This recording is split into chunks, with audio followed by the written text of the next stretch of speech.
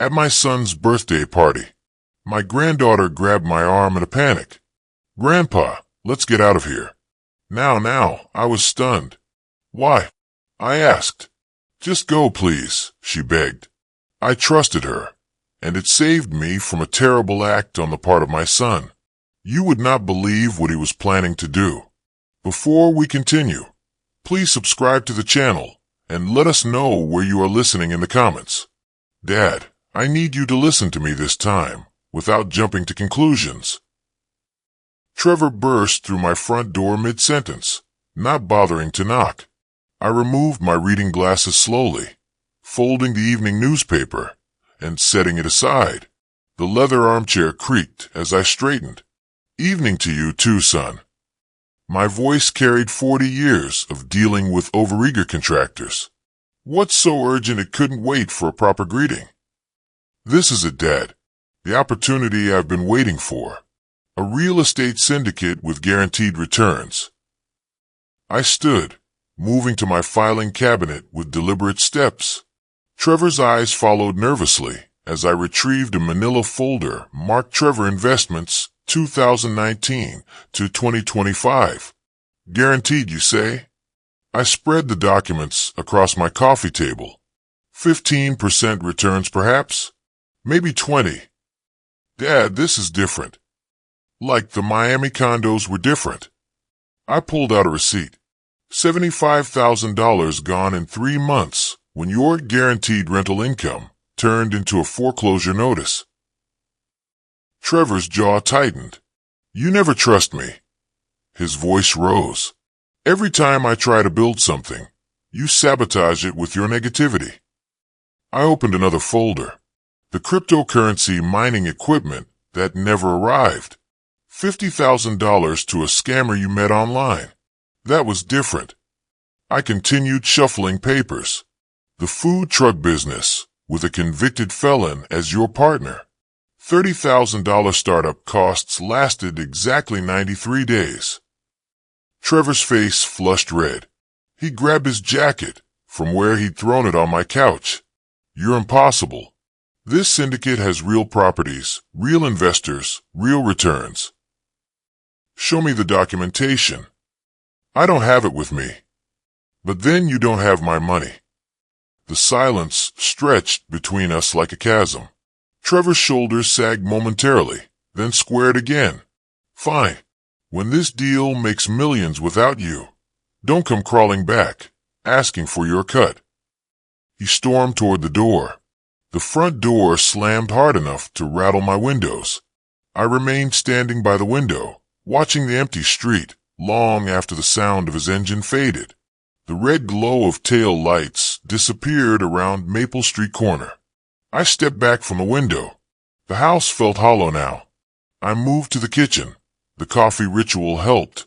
Grinding beans, measuring water, the steady drip that filled the evening silence. The filing cabinet drawer opened with a metallic whisper. Manila folders emerged in chronological order. Each one a lesson Trevor refused to learn. Miami first, $75,000 gone. Cryptocurrency documents, $50,000 lost. The food truck, $30,000 startup costs vanished. Coffee cooled in my mug as I reviewed bank statements documenting casino bailouts. Each folder told the same story. Trevor's eternal optimism colliding with harsh reality. But tonight felt different. His anger had been sharper, more desperate. The way he'd avoided eye contact, the vague answers about documentation. Classic signs I'd learned to recognize. I thought about Meredith's influence. She encouraged his grandiose thinking, pushed him toward bigger risks. Her expensive tastes required expensive solutions. The steady lamp cast warm light across financial wreckage spanning 6 years. Nearly $200,000 lost to schemes, scams, and simple poor judgment. I gathered the papers methodically, returning each folder to its proper place. The filing cabinet closed with finality. Tomorrow would bring new challenges, but tonight's decision felt right. Sometimes the greatest kindness was saying no. Morning sunlight streamed through the kitchen window. The confrontation with Trevor felt like a distant storm now. I grabbed my reusable shopping bags and headed for the front door. My stride faltered halfway down the brick walkway. Something was wrong with my Honda. The car sat lower than normal, tilted at an odd angle. All four tires were completely flat, the vehicle resting almost on its rims. Each tire showed identical puncture marks near the sidewall, small, precise holes that could only have been made deliberately. I knelt beside the front passenger tire. A roofing nail, the same type I kept in my workshop, protruded from the puncture. The pattern was repeated on each wheel. For nails, for tires, for precise acts of vandalism committed sometime between midnight and dawn. The timeline crystallized in my mind. Last night's argument, Trevor's explosive anger, his threat, and now this. Professional sabotage, delivered under cover of darkness. I pulled out my phone and dialed Trevor's number. "Dad, what's wrong? It's barely 9 o'clock. Son, I found my tires damaged this morning. All four of them punctured. Dad, that's terrible. Probably neighborhood kids. You know how they get during spring break." All four tires, Trevor. Professional job. Nails driven in at exactly the right angle to ensure maximum damage. Are you accusing me of something?" The hurt in his voice sounded genuine, but I'd heard Trevor lie before. "I'll handle it through insurance," I said finally. "Thanks for the concern." "Dad, wait. I'm sorry about yesterday, about everything. We both said things. Let's discuss it later, son. I need to call AAA. The roadside assistance operator estimated 45 minutes for a tow truck. I hung up and stared at my crippled vehicle, feeling suddenly older than my 68 years. When the mechanic finally arrived, he confirmed what I already knew. 4 professionally punctured tires, $800 in damage. The phone rang as I reached for my coffee mug. Trevor's name appeared on the caller ID. "Hey, Dad. How's your day going?" His voice carried a brightness that seemed forced. No mention of our morning conversation about the tires. "It's been interesting," I replied carefully. "Spent the morning at Morrison's Tire Center." "Oh, right. The vandalism thing. That really stinks. Listen, I'm calling with good news, though. Tomorrow's my birthday, and Meredith's planned something special." I set down my sandwich. "Trevor's 40th birthday.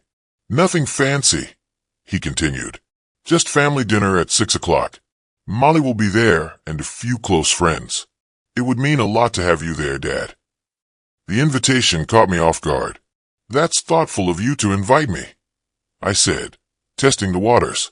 "Come on, Dad. I know we don't always see eye to eye on financial stuff, but we're family. Molly specifically asked if Grandpa would come. She's excited to see you." The mention of my granddaughter stirred something protective in my chest. "What should I bring?" I asked. "Just yourself. Meredith's handling everything. Food, decorations, the whole works. She's really gone all out this year." "Of course, I'll be there. 6 o'clock sharp." "Fantastic. Oh, and Dad, thanks for not making a big deal about yesterday. I was stressed about work stuff. Took it out on you unfairly." The apology sounded genuine. "Water under the bridge, son. See you tomorrow." After hanging up, I sat in my kitchen, feeling cautiously optimistic. Family dinners had been rare since Trevor's marriage to Meredith, but a birthday celebration offered a chance to reconnect. Molly would be there. Trevor might be in a better mood. I finished my sandwich while considering gift options. Tomorrow's party had given me something positive to anticipate, instead of dwelling on punctured tires and family tensions. Perhaps this was Trevor's way of extending an olive branch, his attempt to smooth over our recent difficulties. The timing might seem suspicious, but birthdays had a way of putting family conflicts into perspective. I cleared my lunch dishes and headed to the living room to browse online for appropriate gifts. For the first time in 2 days, I felt genuinely hopeful about my relationship with my son. The next day, as the taxi pulled away from Trevor's house, I stepped out onto the brick walkway, holding the carefully wrapped gift under my arm. The evening air carried the aroma of barbecue and laughter from the backyard. Trevor appeared at the front door before I could knock, his face bright with what seemed like genuine enthusiasm. "Dad, you made it. Come in. Come in." The house had been transformed. Expensive-looking decorations now adorned every surface. "Happy birthday, son." I handed him the gift, a quality tool set. 40 years. Hard to believe. "Thanks, Dad. This means everything." Trevor's smile faltered for just a moment. "Meredith, Dad's here." She emerged from the kitchen wearing an elegant dress. "Glenn, so wonderful you could make it. Let me introduce you to everyone." The living room buzzed with conversation. "Grandpa," Molly's voice cut through the crowd. She rushed over, wrapping me in a hug that felt like the most genuine greeting I'd received all evening. "I'm so glad you came." Trevor materialized beside us with an imported bottle of my favorite beer. I accepted the beer, touched that he'd remembered such a small detail. Maybe his invitation had been sincere after all. The evening progressed with surprising warmth. Trevor's friends included me in their conversations. Meredith kept my glass filled, appearing beside me whenever it emptied with a fresh drink and a bright smile. "This is quite a spread," I commented during dinner. "Must have cost a fortune." Trevor waved dismissively. "Meredith's been saving for months. She wanted this birthday to be special." But the math didn't add up. The catering alone would have cost thousands. "Another wine, Glenn." Meredith appeared with a bottle of Cabernet that probably cost more than my weekly grocery budget. I nodded, feeling the warm buzz of alcohol beginning to soften my edges. Trevor stood to make a toast. To family, to second chances, to the future. Everyone drank. The wine was exceptional. As the evening wore on, I found myself relaxing completely.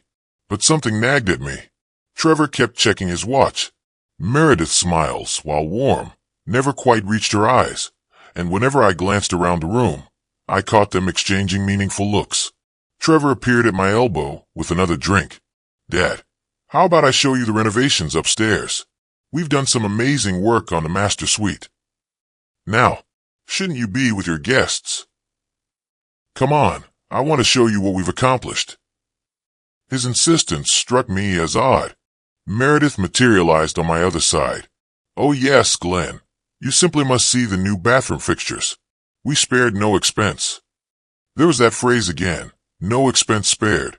As I started to rise from the armchair, Molly suddenly appeared beside me, her face pale and eyes wide with an emotion I couldn't immediately identify. Fear, panic. "Grandpa," she whispered, gripping my arm with surprising intensity. "You need to leave right now." "What?" I blinked.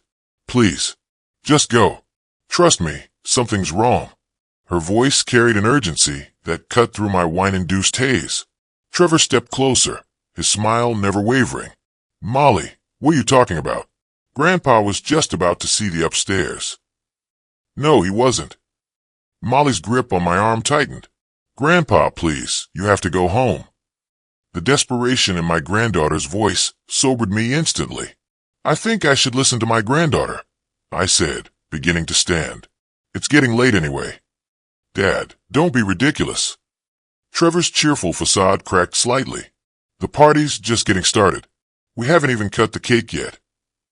"Where are you going, Glenn?" Meredith's voice carried a sharp edge, despite her continued smile. Something in their coordinated response triggered an alarm.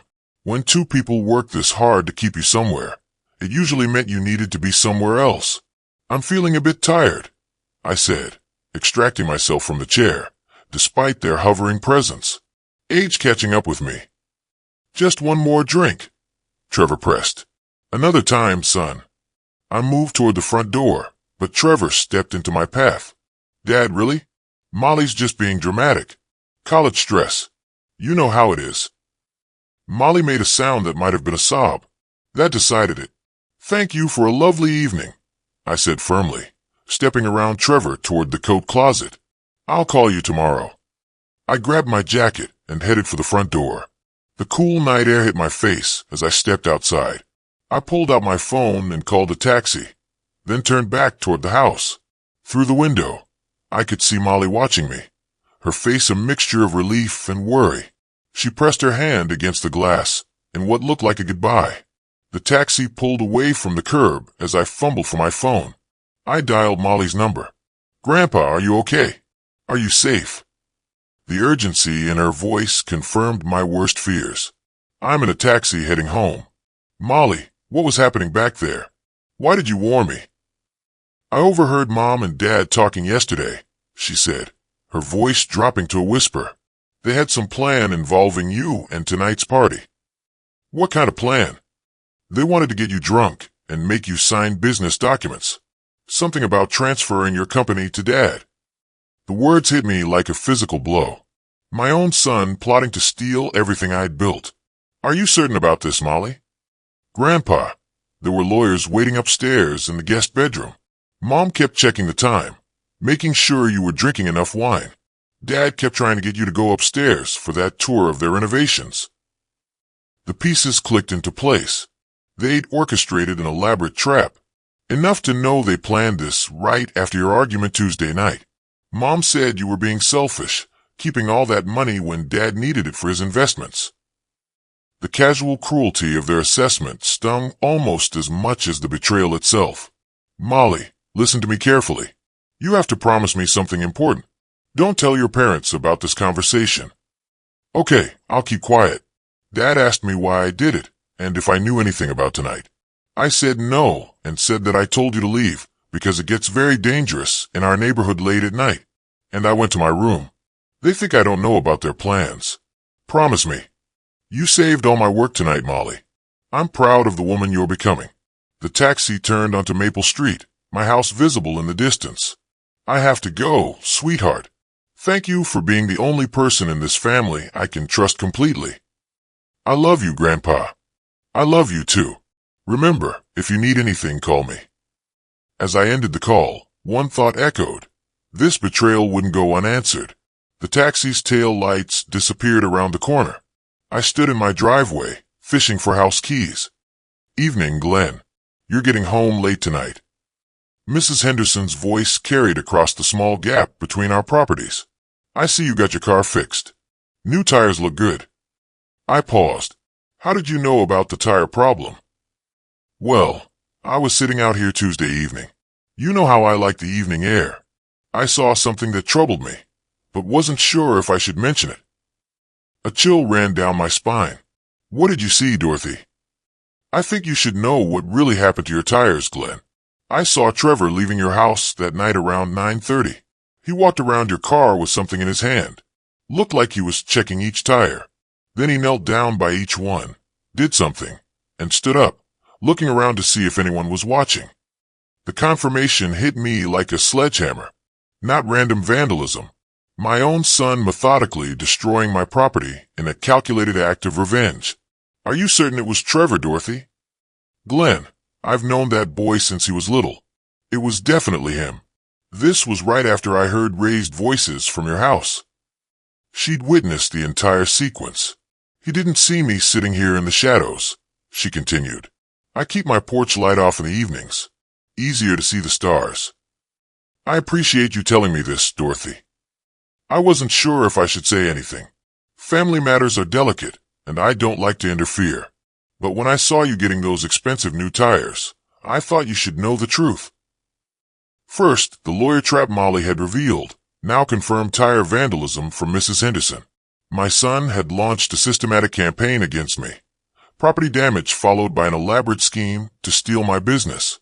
This wasn't desperation anymore. This was war. "Let's keep this between us for now," I said, maintaining outward composure despite the rage building inside me. "Of course, Glenn, but that boy needs to learn some respect for what you've built. You've worked too hard to have someone, even family, tear it down out of spite." Mrs. Henderson's words carried the weight of 40 years of neighborhood observation. "Thank you for being a good neighbor, Dorothy. I should get inside. It's been a long day." "You take care of yourself, Glenn, and remember, if you ever need someone to verify what I saw, I'm not afraid to tell the truth." I nodded, then walked toward my front door. Inside my house, I turned on every light and stood in my living room, surrounded by 40 years of honest work and careful accumulation. Everything Trevor had tried to steal tonight, everything he'd already begun destroying through vandalism and betrayal, The systematic nature of his attacks revealed a calculated campaign rather than desperate impulses. My son had declared war on me. Time to respond accordingly. Dawn broke gray and overcast, matching the cold determination that had settled in my chest overnight. Now, at 7 a.m., I sat at my kitchen table with steaming coffee and a legal pad. The emotional shock had crystallized into something far more dangerous: strategic clarity. Trevor wanted to play hardball with a man who'd built an empire from nothing. Time to remind him, who taught him everything he knew about business. I moved to my study and pulled out the filing cabinet containing Trevor's investment history. Each manila folder represented a lesson in financial irresponsibility, a pattern of poor judgment that would now serve as ammunition. Trevor had made 3 critical mistakes in his campaign against me. First, he'd underestimated my business connections. Second, he'd forgotten I possessed documentation of every failed venture he'd ever undertaken. Third, he'd assumed family loyalty would protect him from consequences. Wrong on all counts. I spread the investment documents across my desk chronologically. $75,000 lost in Miami when the developer vanished. $50,000 evaporated in cryptocurrency mining equipment that never materialized. $30,000 invested in a food truck business that collapsed when Trevor's partner, a man with embezzlement convictions, disappeared with the remaining funds. Each disaster had involved other investors, people who trusted Trevor based on his connection to my reputation. Marcus Thompson, $25,000 loss. David Rodriguez, $35,000 loss. And Jennifer Walsh, $20,000 loss. More importantly, they all belonged to Lowen's tight-knit business community. Phase 1 would expose Trevor's pattern of financial mismanagement to his previous victims. Once they started comparing notes, the investment community would quickly understand they'd been systematically deceived. Phase 2 would target Meredith's professional relationships. Phase 3 would involve legal and financial consequences. The beauty of this approach lay in its sustainability. The evidence would speak for itself. I opened my laptop and created an anonymous email account. Professional courier services could handle document delivery. Timing would be crucial. Friday afternoon deployment to ensure weekend processing time and Monday consequences. The phone rang, startling me from my planning. Trevor's name appeared on the caller ID. I let it ring. By 1 o'clock Friday afternoon, my study resembled a war room. Investment documents lay arranged chronologically across my desk. 3 large manila envelopes sat ready for courier delivery, each containing enough documented evidence to destroy what remained of Trevor's financial credibility. The first package was addressed to Marcus Thompson, showing Trevor's awareness that the developer was facing bankruptcy even as he collected investor money. The second envelope contained David Rodriguez's cryptocurrency catastrophe documentation, including the email thread where Trevor admitted the supplier looked questionable. Jennifer Walsh's package detailed the food truck disaster, including the contract Trevor had signed that deliberately ignored background check requirements on his partner. Each envelope contained a simple cover letter. Information for your consideration regarding Trevor Meyer's business practices. Please review the attached documentation and draw your own conclusions. No accusations, no emotional appeals, just facts. I called Premier Courier Service and arranged same-day, anonymous delivery to all 3 addresses. Friday afternoon would give the recipients weekend time to study the materials and contact each other before Monday's business day began. The packages left my house at 2:30 p.m. My phone rang again. It was Trevor's 3rd attempt to reach me. This time I answered. "Dad, thank God. I've been trying to reach you since last night." "I was busy, son." "About yesterday. Why did you listen to Molly and leave? Did she tell you something?" "I was just tired. It's been a long week." "Listen, about yesterday. I'd like you to come over again. Meredith worked so hard on the party. She was disappointed when you couldn't stay." The casual lie rolled off his tongue. "The party was great," I said neutrally. "Please thank Meredith for her hospitality." "Of course. Hey, maybe we could have lunch next week. I've been thinking about our conversation on Tuesday night, and I may have some new investment ideas that will solve your problems. Let me check my schedule and I'll call you back." "Sure, Dad. Love you." Goodbye, Trevor. I hung up and checked the clock. 3:15 p.m. The packages had been in transit for 45 minutes. By Monday morning, the local business community would be buzzing with documented proof of Trevor Meyer's systematic deception of his investors. Phase 1 was in motion. Monday morning brought confirmation that my investor campaign had achieved its intended effect.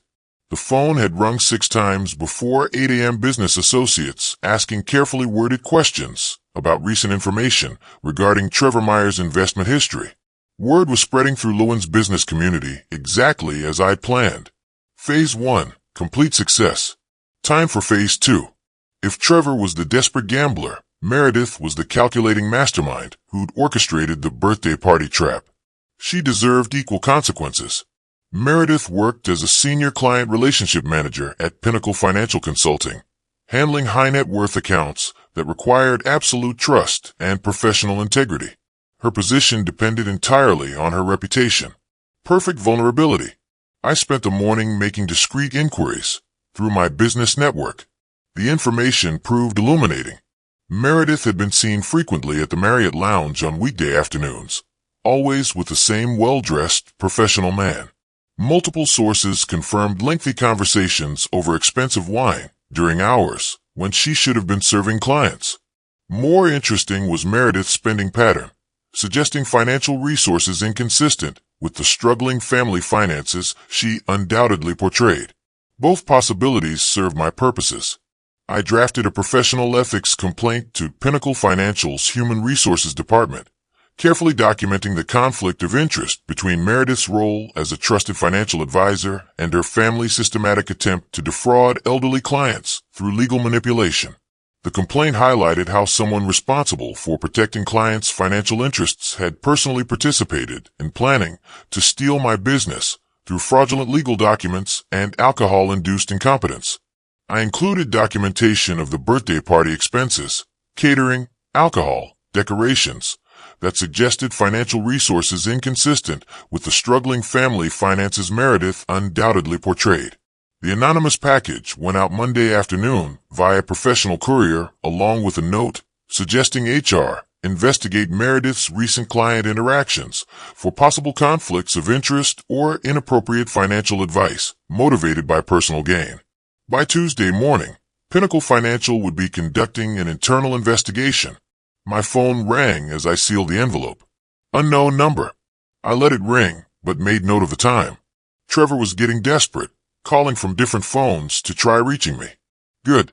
Desperation led to mistakes, and mistakes created opportunities. The systematic destruction of both conspirators was proceeding exactly as planned. Tuesday afternoon brought the sound I'd been expecting. Car doors slamming in my driveway with unnecessary force, followed by rapid footsteps on my front walkway. Trevor and Meredith had come calling together, unified in their desperation. The aggressive knocking confirmed their emotional state before I opened the door. Both stood on my porch, faces flushed with anger and panic. Trevor's usual confidence had evaporated. Meredith's calculated composure had cracked, revealing the raw fury beneath her polished exterior. "We need to talk," Trevor said, pushing past me into the house. "Now, we know what you've been doing, Glenn," Meredith added, following her husband into my living room. I closed the door calmly and gestured toward the couch. "I've been expecting this conversation. Please sit down." "Don't pretend innocence," Trevor snapped, remaining standing. "You destroyed my business relationships with those anonymous letters. Marcus, David, and Jennifer all got the same information packet about investments you funded years ago." Meredith's professional anger was more controlled, but equally intense. "My employer received an ethics complaint yesterday. HR is conducting a full investigation of my client relationship practices. Someone sent detailed information about our family financial planning." I settled into my leather armchair. Those complaints contained only factual information. Investors deserve to know about documented patterns of failure. "Factual." Trevor's voice rose. "You deliberately sabotaged my reputation." "I shared truth," I replied evenly.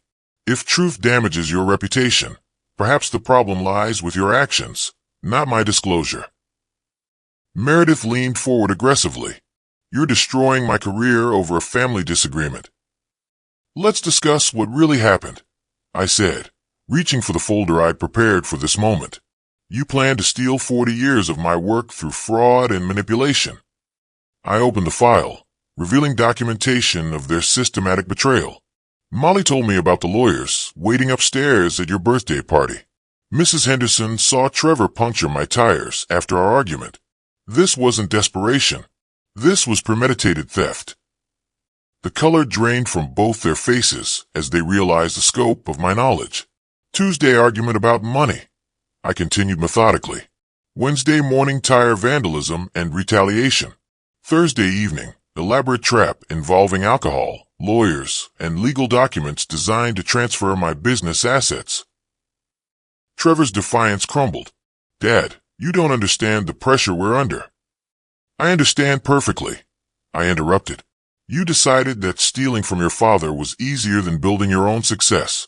Meredith orchestrated a sophisticated fraud scheme using her professional knowledge of elder financial manipulation. This is still family, Meredith protested weakly. You stopped being family when you planned to rob me, I replied. Every consequence you're facing now is earned through your own choices. Trevor slumped into the couch, finally understanding the completeness of his defeat. Meredith remained rigid. The investors will never trust you again, Trevor. Your business reputation is finished, I continued. Meredith, your professional ethics investigation will likely end your career. These are natural consequences of attempted theft and fraud. What about Molly? Meredith asked desperately. Molly's future remained secure. Unlike her parents, she chose to protect family instead of exploiting it. Her college education and life prospects are unaffected by your consequences.